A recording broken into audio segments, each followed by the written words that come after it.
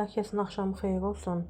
Mən sizinlə bir video da paylaşmaq istəyirəm. Üzrlü hesab eləyin, üzümün görünməyini istəmədim müəyyən səbəblərə görə. Mənim qapıma polis gəldi. Mənə bildirdi ki, sən videonu sil, çünki o toxunulmazdı. Sən videonu paylaşsan, sən məsuliyyətə cəlb olunacaqsan. Mən onlara başa saldım. Onlar dedilər ki, düzdür, biz başa düşürük. Yoldaşımla tənbih elədilər ki, ailəvi uşağı ortalığa qoyma, get kirayə çıx. Mən bir məsələyə toxunmaq istəyirəm ki, mən indi atama da bildirdilər. Bütün biblərim, hər kəs mənə yazdı, heç kim öz səhvini boynuna almadı. Mənim istədiyim nədir ki, mənim istədiyim odur ki, mən bunun qapısında qalmışam. Mənim cehizim, mebelim, mənim bütün əşyalarım orada. Mən hal-hazırda dayımın evində çətinlik çəkirəm. Dayım da bu qış gələsidir. Bu qış gələsidir, bilmirəm ha vaxt gələcək. Onun da övladları böyükdür, 2 oğlu var, ailəsi var. Mən necə onunla qalım? Ona görə xahiş edirəm, videonu sildirdilər. Mən yenidən paylaşdım. Xahiş edirəm, məni həbslə qorxudurlar. Mənim 1 yaş, 11 ay, bir də oğlum var, balaca, 4 yaş təzə tamam olubdur. Xahiş edirəm, maksimum dərəcədə bütün xəbər saytları, hər kəs mənim paylaşdığım videoları paylaşsın. Maksimum dərəcədə mənə dəstək olun. Mən xalqımdan kömək istəyirəm, yardım istəyirəm. İndiyə kimi mən belə videolar paylaşmamışam. Söhbət amma mənim övladlarımdan gedirsə, mən vallah sakit dura bilməyəm. Çünki onlar körpə uşaqlardır. Onların da ataya, ailəyə ehtiyacı var. Mən özüm atasız böyümüşəm. 3 yaş yarımlığımda atasız böyümüşəm. Amma mən istəmirəm onlar da bu əziyyət çəksin. Mən istəmirəm ailəm dağılsın. Hər şey pis olsun. Mən maksimum dərəcədə istəyirəm ailəmi qoruyum övladlarıma görə. Sırf övladlarıma görə. Yoxsa mən orada heç kimdən özümə qarşı bir hörmət görməmişəm. İstəmirəm oğlum, qızım hər dəfə ataların görəndə qucağına qaçırlar. Onu istəyirlər. Mən bu mənzərə qarşısında aciz qalıram. Özümü düşünə bilmirəm. Baxmayaraq ki, mənim nə yaşım var? 26 yaşım var. 26 yaşım təzə olub, bir kər qabaq olub. Amma mən bu qədər əzab çəkirəm, bu qədər stres çəkirəm. 21 yaşımda ailə qurmuşam. 21 il atasızlığımdan o qədər əziyyət çəkmişəm ki, məktəbdə o qədər problemlərim olub. Demişəm atama gəl, danış, heç vaxt gəlib danışmayıb.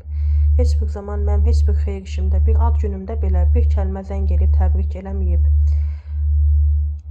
Heç bir işimdə mən ailə quranda mənə bir cehiz, heç nə gəlib görmədi ki, mən hara gəlmişəm, kimə gəlmişəm. Bəlkə o vaxtında gəlib bunları görsəydi, elə məni vaxtında aparardı, ayırardı. Heç mənim övladlarım da övladlarım bu əziyyətləri çəkməzdi, məni vaxtında aparsaydı. Təklikdən, yetimçilikdən bu vəziyyətə düşmüşəm. Hər kəsdən xahiş edirəm, gözəl Azərbaycan xalqım, maksimum dərəcədə paylaşaq. Qoy hər kəs bilsin ki, mənim atam məni tək qoyubdu. Məni internetdə öz şəxsi Wikipediyasında ora baxın, 3 övladı olduğunu yazıb. Sanki mən onun övladı deyiləm. Mən onun rəsmi, ilk ailəsindən olan övladıyam. Mən onun qanını daşıyıram. O mənim anamla, atamla onların toyuna, nəyə görə bunu deyirəm? Yəni, mən onun leyva şəxsi uşağı deyiləm. Mən onun rəsmi övladıyam. O niyə 4 övlad yazdırmayıb məni danır? Niyə mənim bu məsələmdə köməklik eləmir? Siz mənim yerimə olsaydınız, nəyə deyərdiniz? Niyə bir alkaş bir insan məni təhqir edir, məni evdən qovmağa çalışır, hətta məni döymək də istəyib, amma mən icazə verməmişəm, getmişəm o birisi otağa. Bu vəziyyəti, bu şiddəti niyə görməliyəm? Birinci dəfə deyil. Mən 5 ildir evliyəm, bu hadisə, üzr istəyirəm, övladlarım bətnimdə olanda bu hadisələr olubdur. Övladıma bətnimdə olanda da mən veşlərimi yığırdım, qaçırdım oraya, qaçırdım bura. Anam gilə şərait yoxdur, anam özü tək qalır. Balaca bir evdir, orada nə yorğan döşək yoxdur, nə kravat yoxdur, balaca divandır. Anam oraya güclə yerləşir, yatır. İşləmir. Şirkətdən gələn pulla dolanır. Şirkət də Spark şirkətidir. İnternetə baxsaz görəcəksiniz, Spark. Bəziləri yazır ki, bibim yazır ki, sənin evin var. Sən niyə atandan pul istəyirsən? Atan sənə 18 il aliment ödəyib. Atam mənə alimentini kəsib ödəyib. Çox işlətdiyi yeri gizlədərək ödəyib. O daha artıq verə bilərdi, amma gizlədirdi işlədiyi yerləri. Sonradan biz oxuduq, Wikipediyasında gördük. Nə olardı ki, gələrdi bir kəlmə qaynatamla danışardı ki, mənim qızıma belə eləmə. Mənim qızım yəsiz deyil.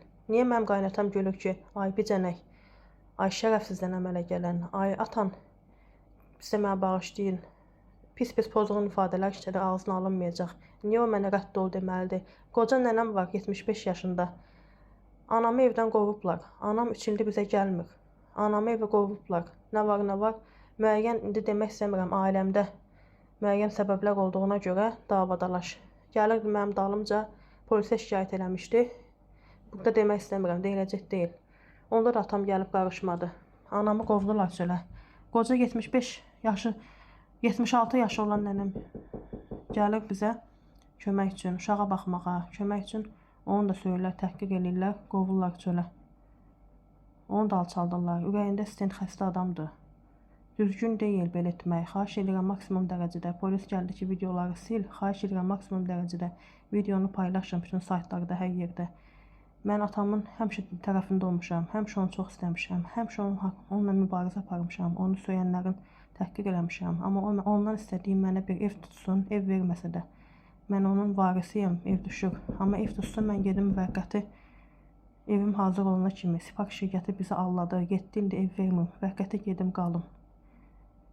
Mən çöllərə düşmək istəmirəm. Maksimum dərəcədə paylaşın bunu. Sağ olun.